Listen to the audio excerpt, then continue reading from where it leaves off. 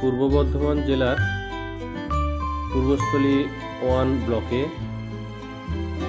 গত 12 ফেব্রুয়ারি 2022 থেকে শুরু হয়েছে লোকসংস্কৃতি উৎসব কৃষি হস্তশিল্প মেলা 2022। এই উপলক্ষে পশ্চিমবঙ্গ প্রাণী ও মৎস্যবিজ্ঞান বিশ্ববিদ্যালয় প্রাণী সম্পদের বিভিন্ন ধরনের পরিষেবা এই মেলাতে আয়োজন করেছে। বিশ্ববিদ্যালয় একটি স্টল তাদের কৃষি বিজ্ঞান কেন্দ্রের তরফ থেকে ওখানে দিয়েছে, যেখানে বিভিন্ন ধরনের লিফলেট, প্রাণী সম্পদ সংক্রান্ত বই এবং সচেতনীকরণের আয়োজন করেছে। ওখানে বিশ্ববিদ্যালয়ের যারা ইন্টার্নশিপ ছাত্রছাত্রী তারা ভেটেরিনারি ক্যাম্প করছে এবং সেই সাথে সাথে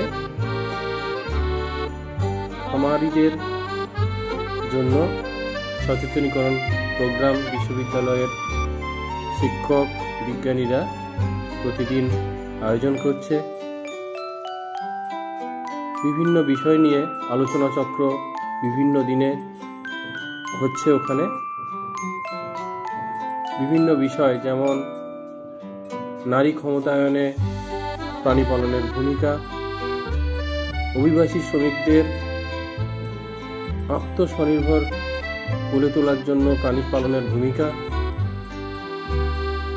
আত্মস্বনির্ভর করার জন্য ব্যাংকেবল প্রকল্প তৈরি করা, আদিবাসীদের উন্নয়নে প্রাণী পালনের ভূমিকা, এছাড়া বিভিন্ন রোগের চিকিৎসা এবং তার প্রতিরোধের বিভিন্ন ব্যবস্থা এবং আমাদের রাজ্য পশ্চিমবঙ্গে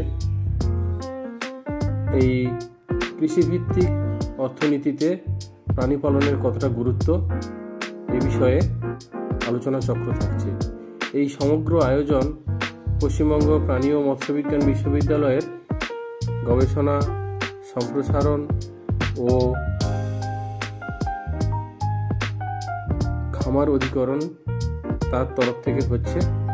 সবাইকে এই অনুষ্ঠানে স্বাগত জানানো হচ্ছে। আমরা এই মুহূর্তে পূর্বস্থলী 1 ব্লকের লোকসংস্কৃতি ও প্রাণী ও কৃষি মেলাতে উপস্থিত হয়েছি।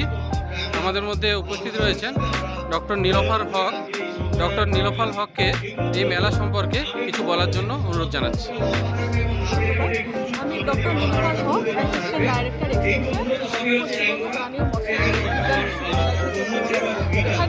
প্রাণী সম্পদ বিভাগ মৎস্য দপ্তর পশ্চিমবঙ্গ সরকারের তরফ থেকে লোকসংস্কৃতি উৎসব, তার মধ্যে কৃষি ও হস্তশিল্প মেলা এবং আদিবাসী ক্রীড়া প্রতিযোগিতা আয়োজন করা হয়েছে পূর্ব বর্ধমান পূর্বস্থলীতে 12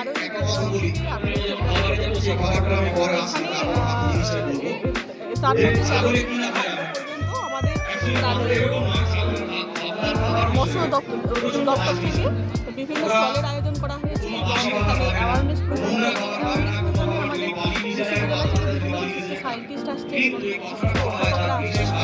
তাদের বিষয়ে প্রাণী ও মৎস্য পালন আমরা কীভাবে আরও উন্নত করতে পারি সেসব তাদের বিস্তারিত জ্ঞান চাষি বন্ধুদের মধ্যে এবং মা বোনেদের মধ্যে যারা প্রাণী পালন করতে চান তাদের দেওয়ার জন্য অ্যাওয়ারনেস আয়োজন করা হয়েছে।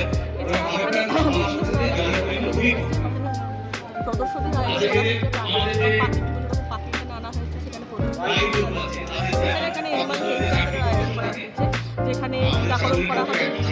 এছাড়া কোনো ট্রিটমেন্টের ব্যবস্থা হয়েছে। এই জন্য আমাদের বিশ্ববিদ্যালয় থেকে ইন্টারনেট বিভিন্ন স্টুডেন্টদের আনা হয়েছে। এছাড়া আমাদের হাসপাতালের বিশিষ্ট ডক্টররা আসছেন, তারা এখানে চিকিৎসার ব্যবস্থা করছেন এবং তাদের ভ্যাকসিনেশনের ব্যবস্থা করছেন। আমাদের অ্যাওয়ারনেস সায়েন্টিফিক আলোচনা হয় এবং সেই আলোচনাতে যারা গ্রামবাসী রয়েছেন, যারা মা বোনেরা রয়েছেন, যারা প্রাণী পালন করতে চান এবং চাষিরা রয়েছেন, তারা আসছেন এবং তারা বিশিষ্ট বক্তাদের এইসব আলোচনা শুনে আরও সমৃদ্ধ করছেন এবং তারা প্রাণী পালনে আরও হেল্প করবে এই আশা আমরা রাখছি।